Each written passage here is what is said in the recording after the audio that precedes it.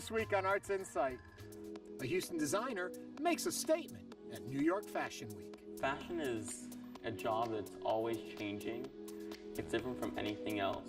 Creating big art from little pieces. I want to make big work, really large work, and I want to work with the mosaic.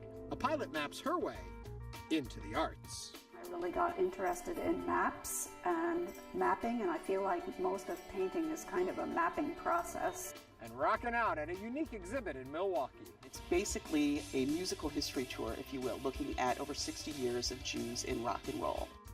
I'm Ernie Manous, and it's time to get Arts Insight.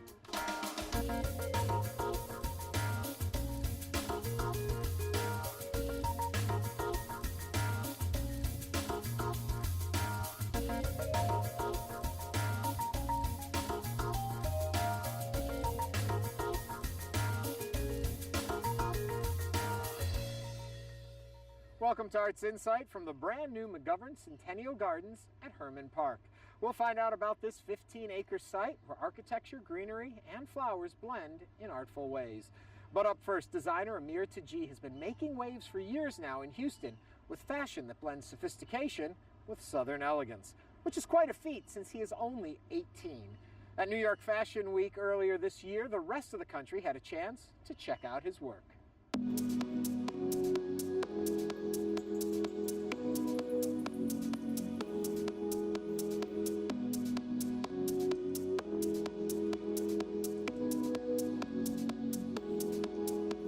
Fashion is a job that's always changing. It's different from anything else. You're inventing, you're creating, you're looking for ideas. You're always up and about, looking at images, looking at different things and creating, and that's what I love about it. My name is Amir Taghi, and I'm a fashion designer, and I'm 18 years old. I was 15 when I first showed my collection. I was a freshman in high school. I showed it at my house. The runway was over the pool, and we had models that were my classmates. And I wanted to keep it very high school, I guess, and show like the talent that we have at my school. The Amir Taghi label is a mixture of feminine, but still very modern and sleek at the same time. A lot of dresses and lace, and after that, it was more a developed collection with tops and bottoms, sportswear, evening wear, and it completely changed for me in the outlook I had in fashion. I'm in high school right now, so it's quite difficult to manage my time because at this time of moment, I'm applying for college, I'm creating a collection for fall, so I'm always tied between different things. I interned with Oscar during my sophomore summer of high school. What I took away from my internship at Oscar was really sticking to my passion and going with it and pursuing it as hard as I can, because Oscar, while he was there, he would go to work pretty much every single day, and it showed his determination to really show what he really loves, and I took that away from it. I was asked by a couple of people, why do I not try New York Fashion Week? I got an email from a group in New York that has been doing Fashion Week presentations in their space, and I was asked to participate as well and show my collection privately. And so it was a very surreal point of my time that I never knew that at such a young age, at only 18, I could be able to show a collection at New York Fashion Week. My fashion style has been evolving since the beginning, but I try to always stick to my roots, and my roots are having a very feminine silhouette, but very minimalistic, very to the point. When creating a collection, it starts out with a conceptual idea. So for example, my last collection was Strong Woman. So I wanted to portray that image, and so I started finding very strong images, including strong art pieces and then very strong colors, and we started sketching the pieces. And from then, I sent my sketches to our manufacturer, and we started draping the pieces and creating the patterns. From then on, we were styling, and then the show came and we presented the collection. I want to express a woman that's fierce and confident, a woman that's not afraid to show who she really is and not afraid to wear what she wants to wear. I want people to feel that they're wearing a new, innovative designer. I got to become a designer at such a young age. Yes, because of my family's support, but also because of persistence. I feel like persistence is a very key point in becoming whatever you want to be.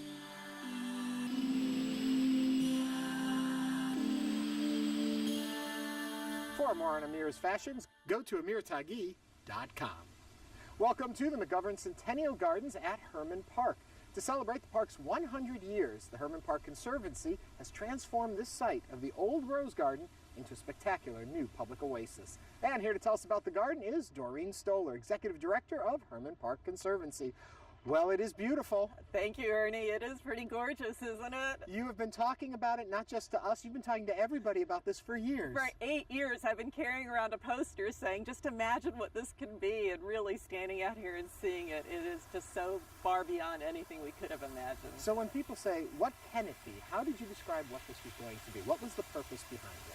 Well, we knew we wanted a public garden because it was always part of the park's master plan, and you want to think about plants and experiencing horticulture as something fun, but also a way to learn about things, like with the arid garden, to be able to pick out plants that you can use in your front yard that don't require a lot of irrigation.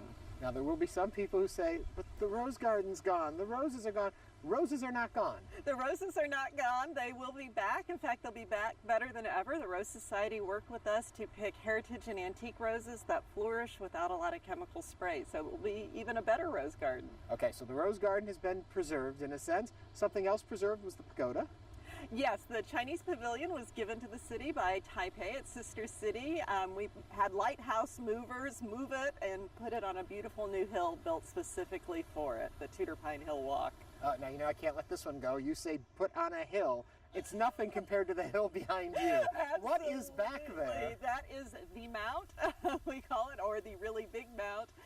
As our master planner, Lori Olin, likes to say, Houston has a bad case of the flat. So anytime you can get an elevation change and see far, and I tell you what, the experience of going up the mount, you get close-ups of the gardens around it, and the top, the whole vista opens up. It's really spectacular. So it's more than just a fountain or a waterfall. It is a place to walk up and observe. It is a way to experience the garden, a very special way. And I'm guessing from the top of that mount, you can look over at a really cool building directly behind me, and that happens to be something designed by the same guy who did the Apple Store. Absolutely. The Cherry Flurries Garden Pavilion is a really special part of the site. Peter Bolin Swinski Jackson designed the building. He did do the Apple stores, and you can see that same very clean attention to detail. So now, what do you want people to think when they come to this garden? Wow. How should citizens be using the garden? Well, I us? really truly hope that it becomes a place so beloved by all Houstonians that when you have family come from out of town and you want to show them the best of Hermann Park, that this is where you bring them. We have tables and chairs. We hope people will be picnicking on the lawn, and just really that it becomes part of everybody's regular family experience. Okay, you've just wrapped up something that took 8 years of your life to get out there. What do you do now? We have a lot still going on at the park. We are going to restore the historic clubhouse, which was built in 1935, and talking about doing a healing garden over near Tier. Oh, that's cool. Yeah. So if the people want to find out more, where do they go? HermannPark.org. Thank you so much, Doreen. Thank you, Ernie. Guards and airports are probably two of the most obvious public spaces. At Houston's Intercontinental Airport, artist Dixie Friend Gay brought a little bit of the wilderness indoors with a mesmerizing mural. When I was in graduate school, I was studying roots of religion, and I traveled a lot in Europe, and I was just blown away by the mosaics. They could be 2,000 years old and still be as vibrant. And when I turned 40, I said, okay, this is what I'm doing. I want to make big work, really large work, and I want to work with the mosaic.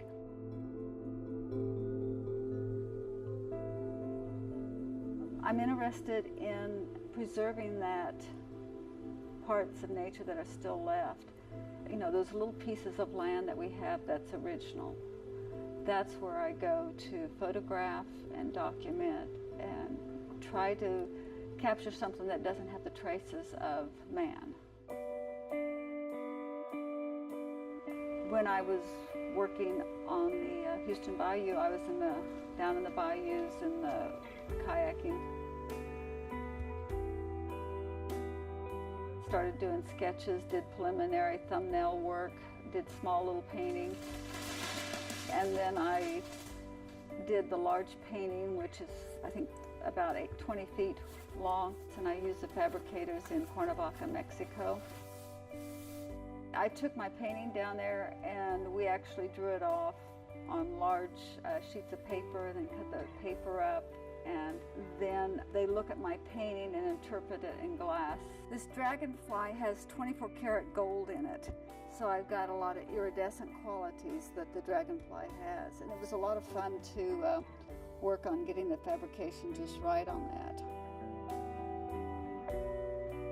Why mosaics work so well in a public space, because from a distance they can appear to be a painting or an image that you can see, and as you walk up to it, it becomes almost like confetti, and it breaks up and becomes very abstract.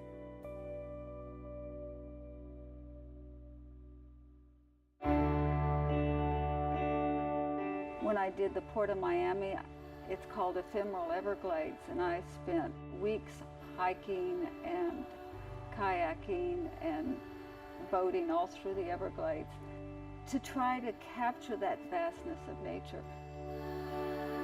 I spent a month at the prairie at a certain time of the year for Indianapolis, and really being intimate with it to understand the shape of the plants and the birds at that particular time of year. The Dallas airport I just finished in March. It is 18 feet high and 64 feet wide, and it's of the prairie in the springtime, so it has all the native flowers in bloom, and it has a lot of handmade ceramic in it, and it also has something new that I hadn't done before. Is we have bulged out some of the flowers so they're three-dimensional. All my newest work has handmade clay tiles in it. The first piece that I did with my own ceramic pieces was called Strata, and it's in the Woodlands. The next piece I did was for Texas A&M, and we did the benthic zone all here in my studio. But my process on these smaller pieces it's kind of going back to the surrealist, where they would do a print, and then they would find the message in the print. And I knew I wanted to work on the cellular level, the atomic level. So I played around with that organic shape and those colors. And working on these small pieces really changed the color of my palette. It became much brighter.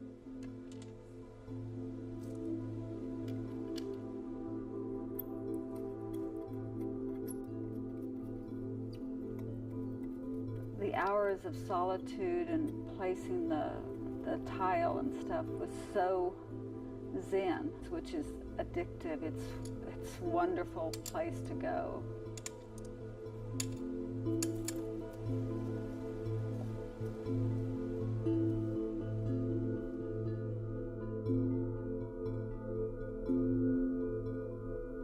To see more of Dixie's work, go to DixieFriendGay.com. Up next, we lift off for Trumansburg, New York, where air travel inspired artist Barbara Page. My painting career started as a fluke. I never thought about being an artist. I decided to take flying lessons, and I really loved looking at the world from aerial perspective. From my interest in flying, I really got interested in maps and mapping, and I feel like most of painting is kind of a mapping process. I look at the world instead of on a horizontal view. I tend to look at it on different levels. So I've painted paintings of the cosmos, stars, all the way down to the bottom of the sea. Time and space have always been my interests in my work.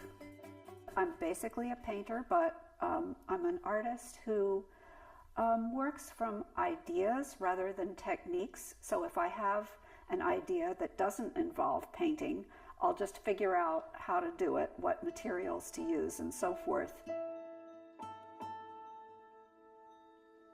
The piece I did at the Museum of the Earth is a history of life. I did one panel for every million years, beginning with visible life, and that was 543 million years ago, so there's 543 panels, which are arranged in a sequence according to geological period. And the panels are all 11 by 11 inches. I did get a commission as a result of doing the piece at the Museum of the Earth from the North Carolina Museum of Natural Sciences, and they said that they would like to have a piece like I did at the Museum of the Earth with a history of life, so that people could experience it as they walk down the bridge. The bridge was 140 feet long. It's a way of kind of bringing a big picture to evolution in one piece. I am creating this reading history starting when I was a kid and working up to the present, so it's an ongoing piece, and these are cards from the books that I have read in 2013. This piece wouldn't be that interesting, except that I realized in the process of doing this that I was kind of giving a history of American social culture over the past 60 years. I think what is unusual about my work is that I'm really eclectic, and I feel comfortable moving from one thing to another, which is not very savvy career-wise, but I just am really stimulated by working on different things and thinking about things from different perspectives. I'm really happy when I'm doing a project where I have to learn something new. I just feel like it expands my universe. The most exciting thing about being an artist is the fact that you can get up on any day and start something new. You can reinvent your life, and you can explore subjects as deeply as you want.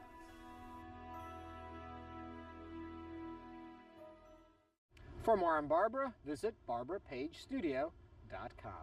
Finally tonight, we're back on solid ground at Milwaukee's Jewish Museum, where a new exhibit is a who's who of rock and roll history. Let's rock. I think a lot of people are surprised, will be surprised, just by simply recognizing that some of these artists are Jewish. People walk into this room and they just are excited by it and they're lit up by it. It's a positive energy room, and people are really taking that away with them and spreading the buzz in the community, which we love. This is called Jews Who Rock, and it's basically a musical history tour, if you will, looking at over 60 years of Jews in rock and roll. We selected images and panels and customized it specifically for the Jewish Museum Milwaukee space. One of the things that I think this exhibit does is it really shows the breadth of Jewish belief and practice, that you have, generally when we're talking about Jews, you have a more formal religious kind of impression of them. In this exhibit, you see Jews who are secular, who are cultural, who, have Jewish parentage but don't really practice much in terms of religious practice through these famous personas. And to me, that's a really, really interesting part of this exhibit.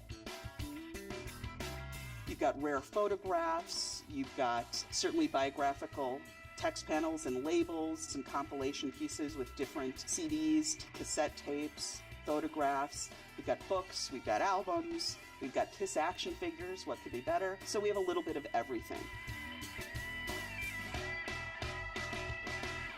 The idea is actually to present something that is not typically thought of being a Jewish topic. Jews Who Rock is not necessarily something you would think, Jews Who Rock, ?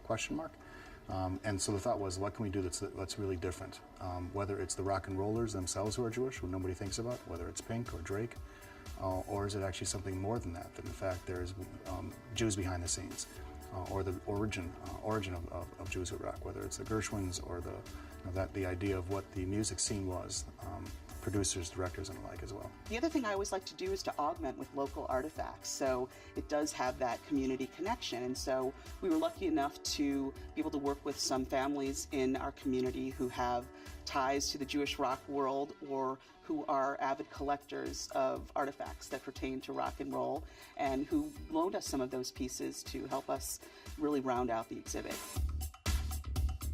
One of the local pieces that we have that really is rather exciting is a Moog Mini Voyager synthesizer.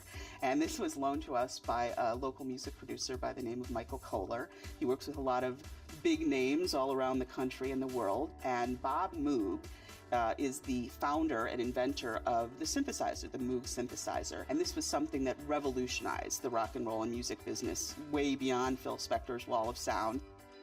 Without this technology, the sound of music today would be totally different, for better or for worse. You know, pretty much anything on popular radio has some sort of synth component. Actually, 2014 marks the 50th anniversary of the Moog Mini Voyager. It really was a game changer.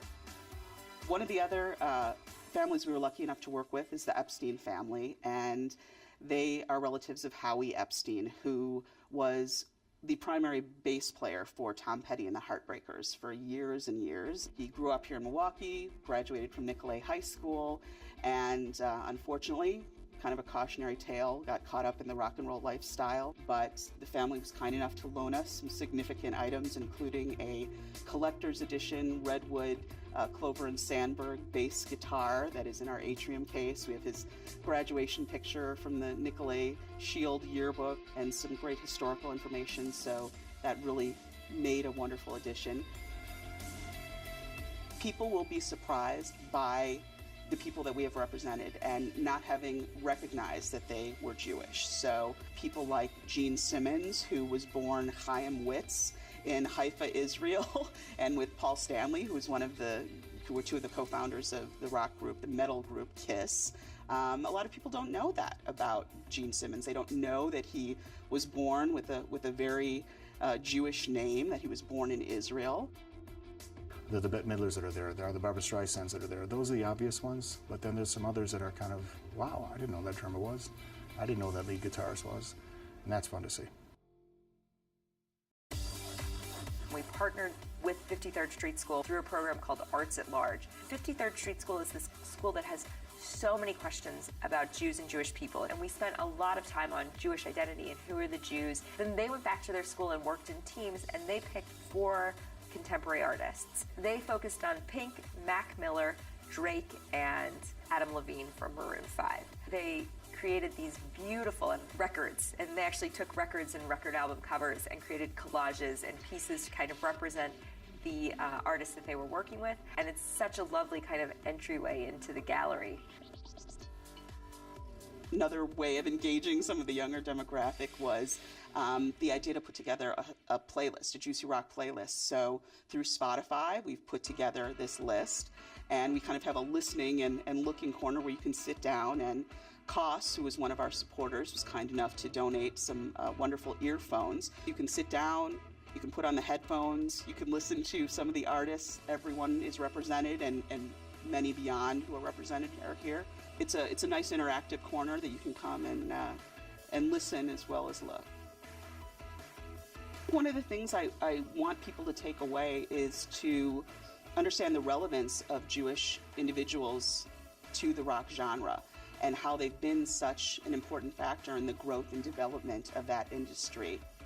I think it's important to recognize that music is very much a part of Jewish culture and heritage, and has been since antiquity. The Jewish people are known as the people of the book, or the written word, versus the image. So when you think about what role words and lyrics play in the development of music, it's a natural connection. So to be able to make those ties historically, and to be able to look at, consistently throughout time, the role that Jewish individuals and communities have played in music, and specifically in the development of the rock genre, I think that's an important lesson for our community, and not just the Jewish community, but the greater community, to be able to walk away with. It's not just the lead singers and the guitarists and the bassists and the drummers that make up music, but it's the people in the background, the people who are producing the people who are doing things like coming up with new music technology that really have impacted our way of listening to music. I like the idea that we can not necessarily talk about doom and gloom Judaism. That's a lot of Jewish history. It's a pretty cool thing to sometimes have something that's just really fun to celebrate and fun to just simply enjoy what you're celebrating. And that's what the show really, really is. It's just a phenomenal display of, wow, look what we did. Look the contribution we made. The exhibit ended in August, but you can learn more about the museum at jewishmuseummilwaukee.org. And that's a wrap for us tonight. Join us again next week when we get ready for the holidays with a visit from the Rockettes. And we check out a new and captivating display at Discovery Green. For everyone here at Houston Public Media, I'm Ernie Manous. Thanks for watching and have a great week.